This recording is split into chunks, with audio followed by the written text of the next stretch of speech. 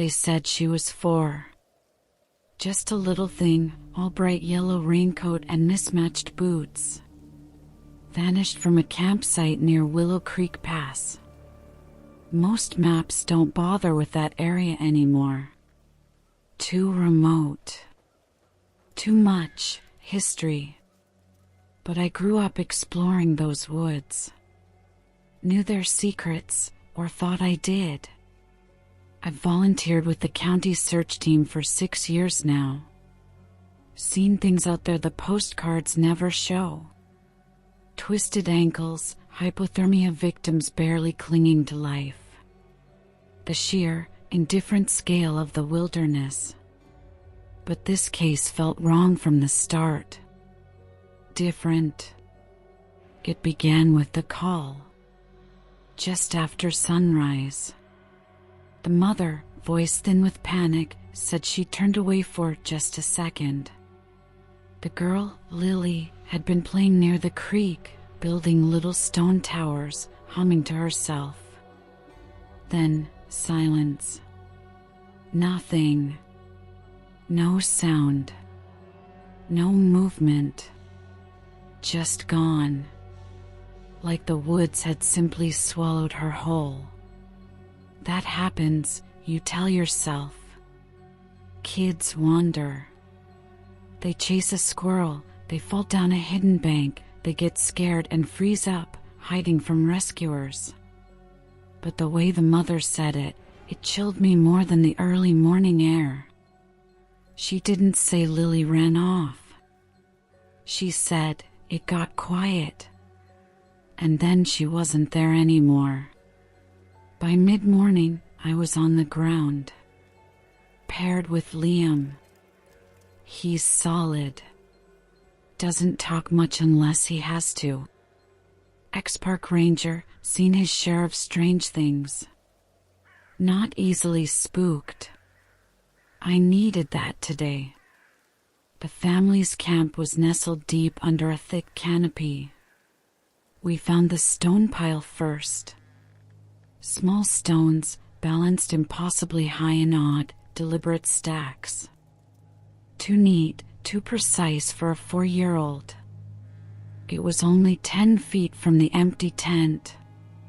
No footprints around it except for the faint outline of tiny boots. No scuff marks. No sign of a struggle or a drag. Just absence.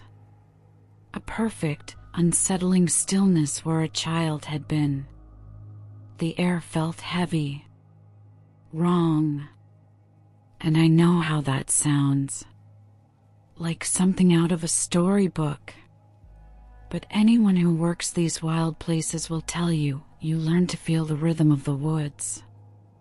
And when it breaks, it's deafening. The birds go silent. The insects stop buzzing. You start hearing your own pulse pounding in your ears, louder than anything else.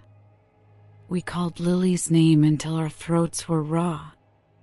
Swept a wide radius around the camp. Nothing. Just the sound of our boots and the oppressive quiet.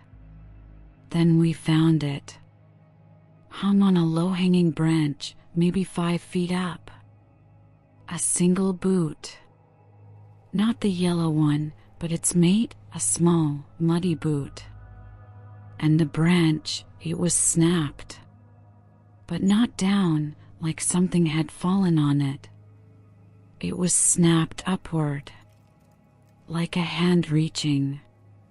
Nearby, we saw it. Not a trail, not really. More like a whisper through the undergrowth.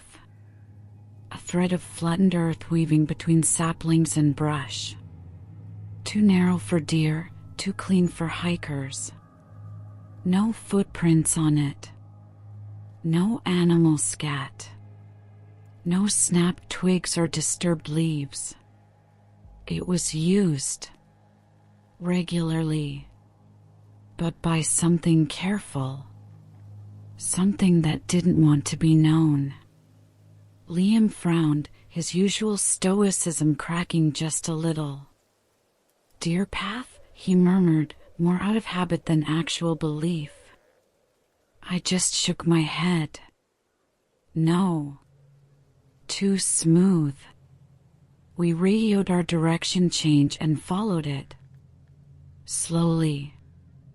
Every sense on high alert. The deeper we went, the stranger the woods became. The shrubs seemed to shrink back.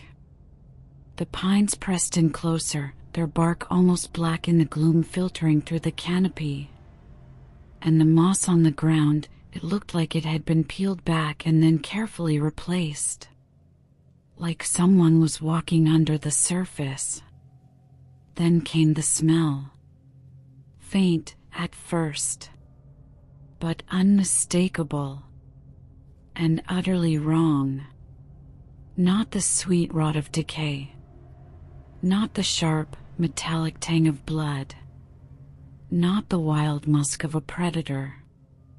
It smelled like wet wool. Like old felt that had been locked away in a damp closet for years and only just opened. A smell that felt ancient and unnatural in the fresh forest air. Liam coughed, turning his head away. I didn't blame him. It turned my stomach too. We passed a tree. A thick, old pine. A long strip of bark was missing from it. A vertical strip removed cleanly, like a bandage peeled away. And below it, the soil was churned. Not dug up, but moved, scraped. Like something heavy had dragged itself across the earth without using limbs. That's when Liam muttered, "We should mark this." Everything. He reached into his pack for the orange flagging tape. And then we heard it. Laughter. Soft. High-pitched. A child's giggle. Lily's giggle. We both froze. It came from ahead. Maybe 50 feet. Just over a small rise. Then nothing. No footsteps. No rustling leaves. Just silence. A silence so thick it pressed against my eardrums. We didn't run. We moved fast, yes, but carefully. Radios held tight, flashlights off. Crested the rise, hearts hammering against our ribs. What we saw stopped us cold. There was a clearing, but it wasn't natural. The trees forming the perimeter, they had been bent outwards in a perfect circle. Roots still in the ground, but the trunks curved away. Like something had grown up through the center, forcing them aside. In the middle of that impossibly perfect circle was a yellow raincoat. Empty. Laid out perfectly. Sleeves spread wide, zipper undone. Like a forgotten offering. Liam went pale. Where the hell is the kid? I stepped forward. And the air changed. Not the temperature. Not the wind. The feeling. It was like walking into a room full of people who were pretending to be asleep. 1,000 unseen eyes watching. Waiting. I stepped closer. The coat was arranged with an unnatural precision. Creases sharp, the empty sleeves spread in perfect symmetry. The zipper teeth lined up flawlessly, like a fixed smile across its chest. There were no footprints around it. No drag marks. Just soft, undisturbed soil. I knelt down. Something about it felt deliberate. Like it was waiting for me. I reached out, hesitated, and then pinched the edge of a sleeve between two gloved fingers. It was dry. Too dry. Bone dry. It hadn't rained much, but 2 nights in the humid woods? It should have been damp. And it was cold. Not cold like the morning air, but cold like something that hadn't been alive for a very, very long time. That's when I felt it. A small weight inside the sleeve. I glanced at Liam. He was watching me, shaking his head almost imperceptibly. Don't. But I had to see. My curiosity, my dread, it was a physical pull. I peeled the sleeve open slowly, inch by agonizing inch, and something rolled out into my hand. A small, pale object, about the size of a child's finger. Only it wasn't a finger. It was a tooth. Human. A milk tooth. Smooth and strangely new, with a jagged root. My stomach twisted into knots. Then I noticed the stitching inside the sleeve seam. Almost hidden. Letters. Red thread on the yellow fabric. Not embroidered. Hand sewn. Crude but clear. WELISTEN.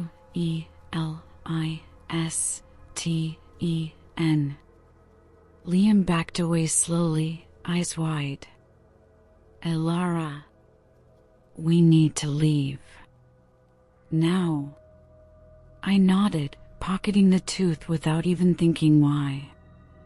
I stood up. But the second I stepped back across the circle's edge, I knew something fundamental had changed. The air didn't press against me anymore. It was pulling, like the woods had been holding its breath this whole time. And only now was it exhaling. 100 tiny whispers rose from the trees around us, too faint to make out individual words, too many to be just my imagination. It was the kind of sound you can only hear when you're perfectly still, when your own heart is beating too loud in your ears. And the woods, they want you to listen past yourself, to hear them. Liam didn't speak the whole way back. Neither did I. We marked the site. Reluctantly. We called it in. Filed the report. They never found Lily. Not a trace. But her mother? She stopped crying at the press conference a few days later. Her eyes weren't even on the reporters. She was just staring into the trees behind the cameras. Her voice was barely a whisper, but I heard it. They gave something back. I never turned in the tooth. Couldn't bring myself to. I keep it now. In an old wooden matchbox on my nightstand. I still don't know why. Some nights, it rattles inside the box. A tiny, dry click against the wood. But what scares me more are the nights it doesn't. Like and subscribe if this story gave you chills. And maybe listen a little closer to the quiet places. You never know what might be listening back.